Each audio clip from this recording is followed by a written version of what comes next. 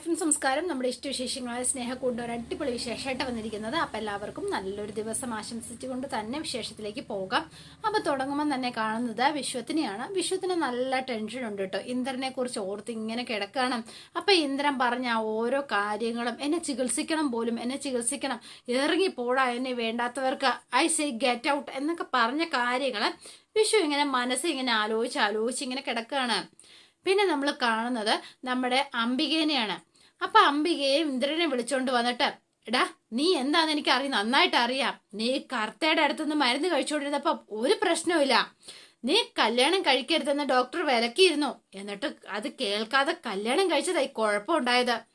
ആഹാ, എന്നെ എന്ത് കുഴപ്പമുണ്ടായെന്നാ? എനിക്കാണോ കുഴപ്പം? അവക്കല്ലേ, ആ പല്ലവിക്ക് അവക്കൊരു കാമുകനുണ്ട്. അതുകൊണ്ട് എന്നെ ബോധിക്കുന്നില്ല. അതല്ലേ, അവളല്ലേ തെറ്റുകാരി, അവളല്ലേ കുറ്റപ്പെടുത്തേണ്ടത്.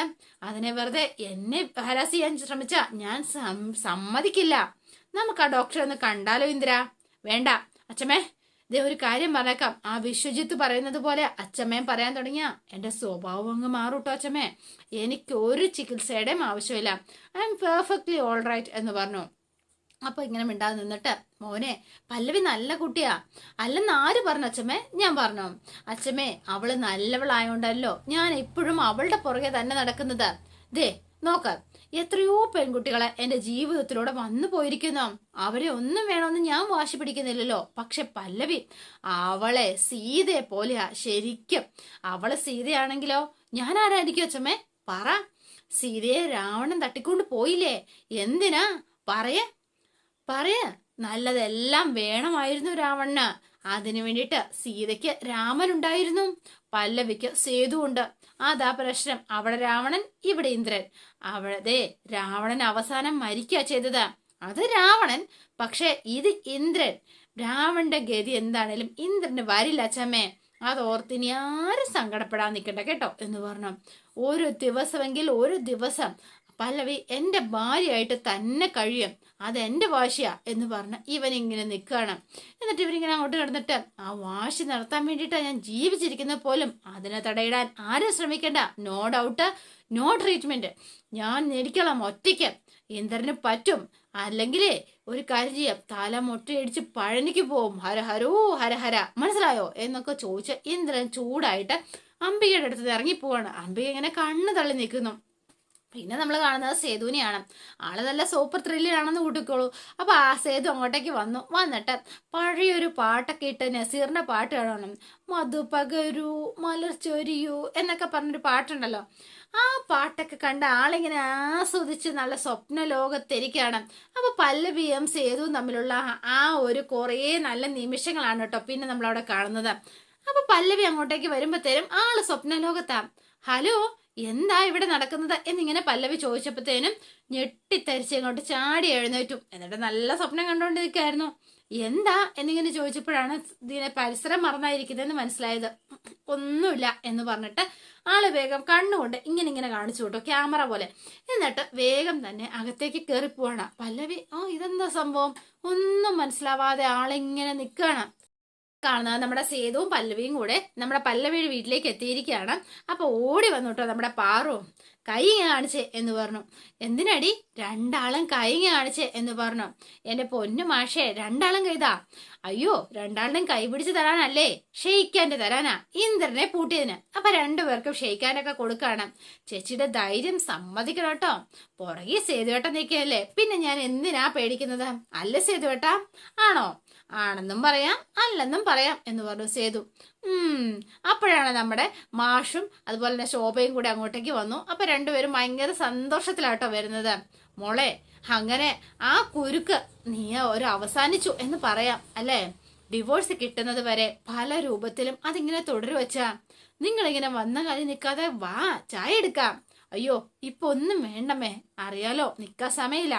ഞങ്ങള് വന്നത് കല്യാണം വിളിക്കാൻ വേണ്ടിട്ടാ എന്ന് പറഞ്ഞു. എന്റെ പെങ്ങടെ കല്യാണ, അതിനെ ക്ഷണിക്കാൻ വേണ്ടി വന്നതാ. വരണം, പങ്കെടുക്കണം എന്ന് പറഞ്ഞു. വരണം എന്നുണ്ട്, പക്ഷേ മോനെ എന്ന് പറഞ്ഞു മാഷ. വേറൊന്നും കൊണ്ടല്ലോ, ഞങ്ങള് വന്നാലേ ആർക്കെങ്കിലും അത് ഇഷ്ടമില്ലെങ്കിൽ എന്ത് ചെയ്യും, അതുകൊണ്ടാ.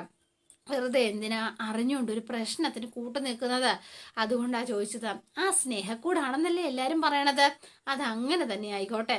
ആ കൂട്ടിലേക്ക് തൽക്കാലം ഞങ്ങളില്ല എന്ന് ഇങ്ങനെ ശോഭയും പറഞ്ഞു കേട്ടോ. അപ്പം ആദ്യം പല്ലവിക്കൊരു മുഖത്തൊരു സങ്കടമൊക്കെ വന്നുവെങ്കിലും എല്ലാ പ്രാർത്ഥനകളും ഉണ്ടാവും. കല്യാണം ഭംഗിയായിട്ട് തന്നെ നടക്കും. ആദ്യമായിട്ടാ ഒരു സ്ഥാനത്ത് നിന്നിട്ട് ഇങ്ങനെ അതിൻ്റെ ഒരു ടെൻഷൻ ഉണ്ട് എനിക്ക്. അതിനെന്തിനാ? അതിനൊരുപാട് കല്യാണം നടത്തിയിട്ടുള്ള ആളല്ലേ സേതുവേട്ടൻ. പിന്നെ എന്തിനാ പേടിക്കുന്നത്? ഒരു നടത്തിയ കല്യാണങ്ങൾ പോലെ അല്ലല്ലോ. പിന്നെ ആകെയുള്ളൊരാശ്വാസം എന്തിനും ഏതിനും ദേ പല്ലവി കൂടെ ഉണ്ടല്ലോ എന്നുള്ളത് മാത്രം ഒരാശ്വാസം എന്ന് സേതു ഇങ്ങനെ പറയാണ് കേട്ടോ. അപ്പൊ പല്ലവി അതൊരു ധൈര്യം തന്നെയാ എനിക്ക്, അതാ എൻ്റെ ഒരു സന്തോഷം എന്നിങ്ങനെ സേതു പറഞ്ഞു.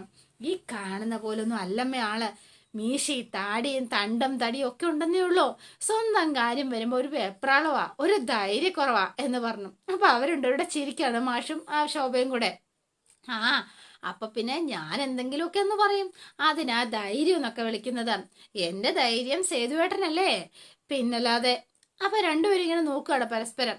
അല്ല, ഞാൻ പിന്നെ എങ്ങനെയാ സേതുവേട്ടന് ധൈര്യമാകുന്നത്? അത് വെറുതെ പറയാട്ടോ. അതൊന്നും അത് പറഞ്ഞാലൊന്നും പല്ലവിക്ക് മനസ്സിലാവില്ല. തർക്കം വേണ്ട. ചേച്ചിയുടെ ധൈര്യം സേതുവേട്ടൻ, സേതുവേട്ടന്റെ ധൈര്യം ചേച്ചി. എന്താ അതുപോലെ എന്ന് ചോദിച്ചു. ആ ശരി. അപ്പൊ മാഷിന്റെ കയ്യിലെ കല്യാണക്കത്തൊക്കെ കൊടുത്തു, എന്നിട്ട് അനുഗ്രഹമൊക്കെ വാങ്ങിയേട്ടോ. നന്നായി നടക്കും. എല്ലാവരെക്കാളും അല്ലെങ്കിൽ എല്ലാവരും അടിപൊളിയായിരുന്നു എന്ന് പറയാൻ തക്കവണ്ണം കല്യാണം നടക്കും എന്ന് പറഞ്ഞ് സേതുവിനെ അനുഗ്രഹിച്ചു കേട്ടോ. മാഷും നമ്മുടെ ശോഭയും ഒക്കെ നല്ലവനാ നീ, നിനക്ക് നല്ലത് മാത്രമേ വരുള്ളൂ മോനെ എന്നൊക്കെ പറഞ്ഞ് മനസ്സ് നിറഞ്ഞാട്ടോ നമ്മുടെ മാഷും ശോഭയും ഒക്കെ അനുഗ്രഹിച്ചു വിട്ടത്. പല്ലവിയുടെ സന്തോഷം കണ്ടാൽ മതിയല്ലോ. നമ്മുടെ ഹരിക്ക് ചായ ആയിട്ടുണ്ട്. കൂട്ടം വന്ന് വിളിക്കുകയാണ്. ഹരിച്ചേട്ടാ ഹരിച്ചേട്ടാ എന്ന് വിളിച്ചു. എന്താ എന്ന് പറഞ്ഞു. എന്താണെന്നറിയില്ലടാ, ഒരു ക്ഷീണം, വയ്യായിക പോലെ. പനിയാണോ? പനിയോ എന്ന് ചോദിച്ചു. അപ്പം മിത്രണ്ണൻ അങ്ങോട്ടേക്ക് വന്നു. എന്തു പറ്റി? പനിയാണ് പോലും. ഇവന് ഇങ്ങനെ ഒരു പനി വരുമെന്ന് എനിക്ക് നേരത്തെ അറിയാമായിരുന്നു. ഇത് പേടിപ്പനിയാ ഉണ്ണിക്കുട്ടാ എന്ന് പറഞ്ഞു. പേടിപ്പനിയോ? ആ പക്ഷിപ്പനി എലിപ്പനി എന്ന് കേട്ടിട്ടുണ്ട്. ആരായിട്ടാ പേടിപ്പനി എന്ന് കേൾക്കുന്നത്? അതെന്താ സംഭവം? എടാ, പേടി കാരണം ഉണ്ടാവുന്ന പനിയാണ് പേടിപ്പനി. അതാണ് ഇപ്പൊ സംഭവിച്ചിരിക്കുന്നത്. കല്യാണം അല്ലേ, പൊന്നുമടത്തിലേക്ക് പോവേണ്ടി വല്ലേ, അപ്പോ അവരെയൊക്കെ കാണണമല്ലോ.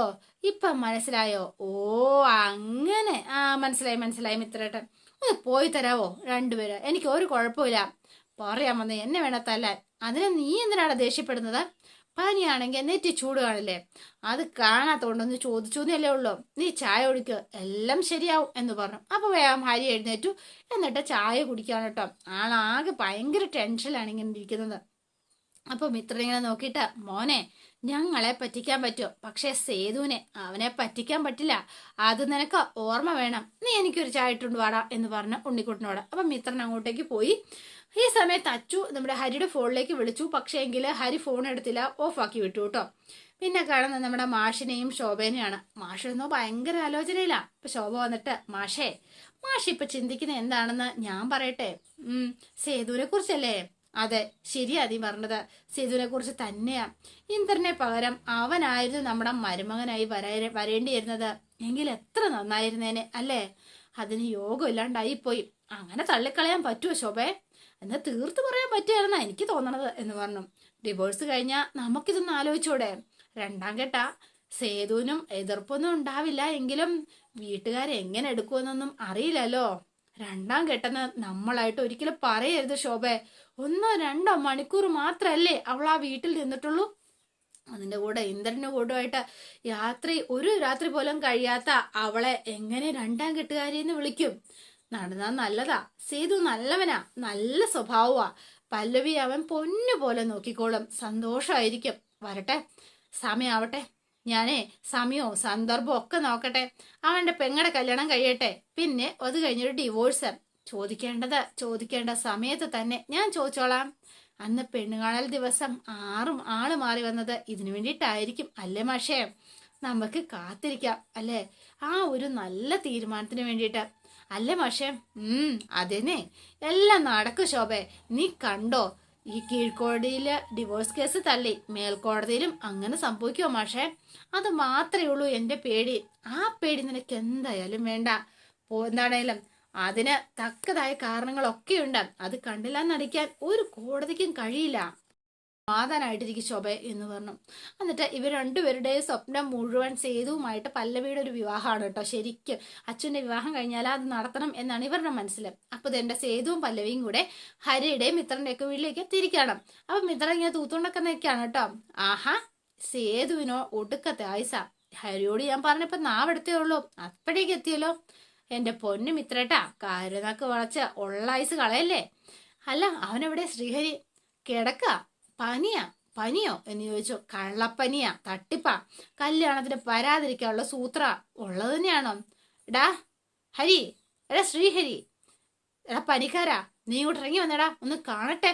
അപ്പൊ അതേ ആക്ഷനൊക്കെ കാണിച്ച് ആൾ അങ്ങോട്ടേക്ക് ഇറങ്ങി വരുവാണ് കേട്ടോ. എന്തു പറ്റി? പനിയാണോ? നമുക്ക് ഹോസ്പിറ്റലിൽ പോയാലോ? അയ്യോ അതൊന്നും വേണ്ട. എന്ന് പറഞ്ഞാൽ എങ്ങനെയാ? അസുഖം വന്നാ ചികിത്സിക്കണ്ടേ? അല്ല പല്ലവി. ആ പിന്നെ വേണ്ടേ എന്ന് ചോദിച്ചു. അപ്പൊ ഹരി ഇങ്ങനെ നിൽക്കണം. ഡാ, ഒരു കാര്യം ഞാൻ പറഞ്ഞേക്കാം, വെറുതെ ഉടായ്പ കാണിക്കാതെ മര്യാദയ്ക്ക് വന്നേക്കണം പൊന്നമ്പലത്തിലേക്ക്, അല്ലെങ്കിൽ ഞാൻ ഇങ്ങോട്ടേക്ക് ഒരു വരും, തൂക്കിയെടുത്ത് കൊണ്ടുപോകും ഞാൻ, മനസ്സിലായോ? അച്ഛ വിളിച്ചിട്ട് ഫോൺ എടുത്തില്ലാന്ന് കേട്ടു. എന്താ എടുക്കാഞ്ഞത്? മനഃപൂർവ്വം തന്നെ എടുക്കാഞ്ഞത്. സേതുട്ടാ, ഈ കല്യാണത്തിൽ നിന്ന് ദയവ് ചെയ്ത് തന്നെ ഒന്ന് ഒഴിവാക്കി തരണം, ഞാൻ വന്നാൽ ശരിയാവത്തില്ല, അതുകൊണ്ടാ. പറ്റില്ല. അതെന്താ ശ്രീഹരി ശരിയാവാത്തത്? അന്നത്തെ ആ സംഭവം ഓർത്തിട്ടാണോ എന്ന് പല്ലവി ഇങ്ങനെ ചോദിക്കുകയാണ്. സത്യത്തിൽ അന്ന് സംഭവിച്ചത് എന്താണെന്ന് എല്ലാവർക്കും അറിയാം. അതിന് ശ്രീഹരി തെറ്റുകാരനാണെന്ന് ആരും വിചാരിക്കുന്നുമില്ല. എന്നാലും അതിലൊക്കെ കാണണമെന്ന് ഓർക്കുമ്പോ ദേ ഒരു കാര്യം ഞാൻ പറഞ്ഞേക്കാം. എടാ, നീ ഇത്ര പാവമായി പോയല്ലോടാ, കഷ്ടം. നീ പറയാറുണ്ടല്ലോ ഞാൻ നിന്റെ കൂടപ്പിറപ്പാണെന്നും നിന്റെ ഏട്ടനാണെന്നും ഒക്കെ. എന്നിട്ട് അതൊക്കെ നീ വെറുതെ പറയായിരുന്നു അല്ലേ? ഒരിക്കലും അല്ല സേതുവേട്ടാ, അതൊക്കെ സത്യം തന്നെയാ.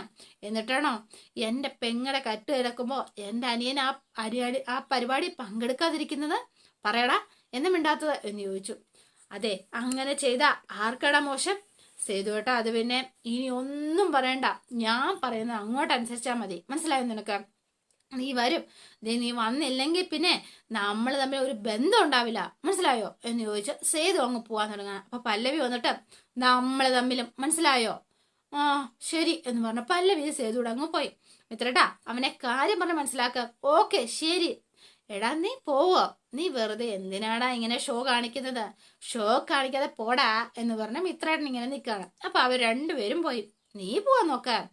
പിന്നെ നമ്മൾ കാണുന്നത് ബാലനെയാണ് കേട്ടോ. അപ്പൊ സ്വാതന്ത്ര്യത്തിലെ ബാലൻ. അപ്പൊ സ്വാതന്ത്ര്യത്തിലെ ബാലൻ അതിലെ അങ്ങോട്ടേക്ക് വരുവാണ്. അപ്പൊ പല്ലവിയും സേതു കൂടി ഇങ്ങനെ യാത്ര ചെയ്ത് പൊയ്ക്കൊണ്ടിരിക്കുകയാണ്.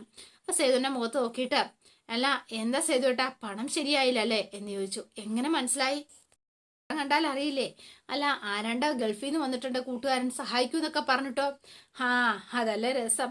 അവൻ സഹായിക്കാനൊക്കെ പറഞ്ഞതാ, പക്ഷേങ്കിലേ അവന്റെ വീട് പണി നടക്കുക. ഇപ്പൊ തന്നെ 5000 സ്ക്വയർ ഫീറ്റിന്റെ വീട് അവൻ വെക്കുന്നത്. നേരത്തെ തീരുമാനിച്ചതിലും കുറച്ചുകൂടി കൂട്ടി, അതുകൊണ്ട് എനിക്ക് തരാൻ വെച്ച ആ പൈസ കൂടി എടുത്ത് അവൻ വീടിനെ ചെലവാക്കിന്നാ പറഞ്ഞത്. പല്ലവി, ഈ ആളെ എങ്ങനെ ഗൾഫിൽ പോയെന്നറിയാവോ? ഞാൻ സഹായിച്ചത് കൊണ്ട്. അന്ന് അവൻ എന്നെ കരഞ്ഞ് കാല് പിടിച്ച കാര്യം ഇപ്പോഴും എന്റെ മനസ്സിൽ ഓർമ്മയുണ്ട്. ഒരു കാര്യമുണ്ട് കേട്ടോ, എന്താണെന്നറിയോ? നമ്മളെ ഒരാളെ സഹായിച്ചെന്നോർത്ത് ആ സഹായം തിരിച്ചു പ്രതീക്ഷിക്കരുത് എന്നാ പറയാറ്. പക്ഷെ ഇത്രയും നന്ദി കെട്ട മനുഷ്യനുണ്ടെന്ന് ഇപ്പോഴാ എനിക്ക് മനസ്സിലായത്. അവന്റെ ആ വർത്തമാനം കേട്ടപ്പോഴേ, സാരമില്ല സേതുട്ടാ, നമുക്ക് എന്തെങ്കിലും ഒരു വഴി ദൈവം കാണിച്ചു തരൂന്നേ, പ്രതീക്ഷയോടെ തന്നെ നമുക്ക് നിൽക്കാം എന്ന് പറഞ്ഞു. അപ്പൊ ബാലൻ ഇങ്ങനെ പോയിക്കൊണ്ടിരുന്ന സമയത്താണ് സേതുവും പല്ലവിയും കൂടി ഇങ്ങനെ കയറി ചൊല്ലുന്നു. അപ്പൊ ബാലന്റെ വണ്ടിയുടെ അടുത്തേക്ക് എത്തിയപ്പോഴത്തേനും പതുക്കെ ഒന്ന് ഇങ്ങനെ അടുത്ത് എന്നതേ ഉള്ളൂ. അപ്പോഴേക്കും ബാലൻ ഇങ്ങനെ വണ്ടിയിൽ ചെരിഞ്ഞിങ്ങനെ നിൽക്കുകയാണോ അയ്യോ എന്ന് വിളിച്ച്. അപ്പൊ വേഗം തന്നെ സേതുവും പല്ലവിയും കൂടെ വണ്ടിയിൽ നിന്ന് ഇറങ്ങാണ്. അപ്പൊ അതോടെയാണ് ഇന്നത്തെ വിശേഷം അവസാനിക്കുന്നത്. ഇനി നാളത്തെ വിശേഷം ഇതിലും ഗംഭീരമാണ്. അപ്പൊ എല്ലാവരും വെയിറ്റ് ചെയ്യുക. ഇഷ്ടപ്പെട്ടുവെങ്കിൽ ലൈക്ക് ചെയ്യുക, ഷെയർ ചെയ്യുക, തൊട്ടടുത്ത് ആ ബെൽ ബട്ടൺ കൂടെ ഒന്ന് ഞെക്കുകയാണെങ്കിൽ ഞാൻ ഇടുമ്പോൾ തന്നെ നോട്ടിഫിക്കേഷൻ ലഭിക്കുന്നതായിരിക്കും. ഇത് പുത്തൻ വിശേഷമായിട്ട് എത്താം. Bye and see you again.